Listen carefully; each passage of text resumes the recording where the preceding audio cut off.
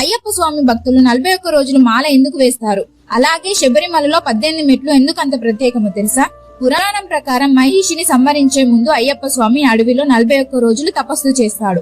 ఆ తపస్సుతో అయ్యప్ప స్వామి లోపలున్న 7 చక్రాలు మేల్కొని మనసును జయించాడు, అహంకారాన్ని చంపాడు, అపార యోగ శక్తిని పొంది దైవ శక్తిగా మారాడు.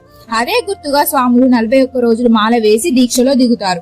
యోగ శాస్త్రం ప్రకారం ఏ అలవాటైనా పూర్తిగా మారడానికి మన మెదడుకి సగటున 40 నుంచి 42 రోజులు పడుతుంది. అందుకే ప్రాచీన యోగులు 41 రోజులను ఎంచుకున్నారు.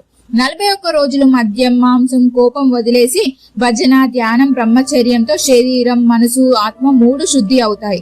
అందుకే 41 రోజులు అయ్యప్ప దీక్ష ఒక వ్యక్తిని భక్తునిగా మార్చి అయ్యప్ప స్వామి దర్శనానికి సిద్ధం చేస్తుందని చెప్తారు. ఇప్పుడు 18 మెట్ల విషయానికి వస్తే అవి మెట్లు కాదు, మనిషి జీవితంలో గెలవాల్సిన 18 అడ్డంకులు, 18 శత్రువులు అని చెప్తారు. మొదటి 10 మెట్లు పంచ జ్ఞానేంద్రియాలు, కర్మేంద్రియాలు గాను, తర్వాత 8 మెట్లు పంచభూతాలు, మనసు, బుద్ధి, అహంకారం గాను భావిస్తారు. ఇవన్నీ జయించిన వారికి అయ్యప్ప స్వామి దర్శనం లభిస్తుందని అంటారు. అందుకే ఇరుముడి ధరించి 41 రోజులు దీక్ష పూర్తి చేసిన స్వాములకు మాత్రమే 18 మెట్లు ఎక్కే అర్హత పొందుతారు. అలాగే ప్రతి మెట్టు మీద ఒక దివ్య నామం ఉంటుంది. ఆ నామాలు పఠిస్తూ ఎక్కితే ప్రతి అడ్డంకి జయించిన భావన కలుగుతుందని చెప్తారు. ఈ 41 రోజులు భక్తునిగా మారుస్తాయి. 18 మెట్లు దేవుని దగ్గరికి చేరుస్తాయి.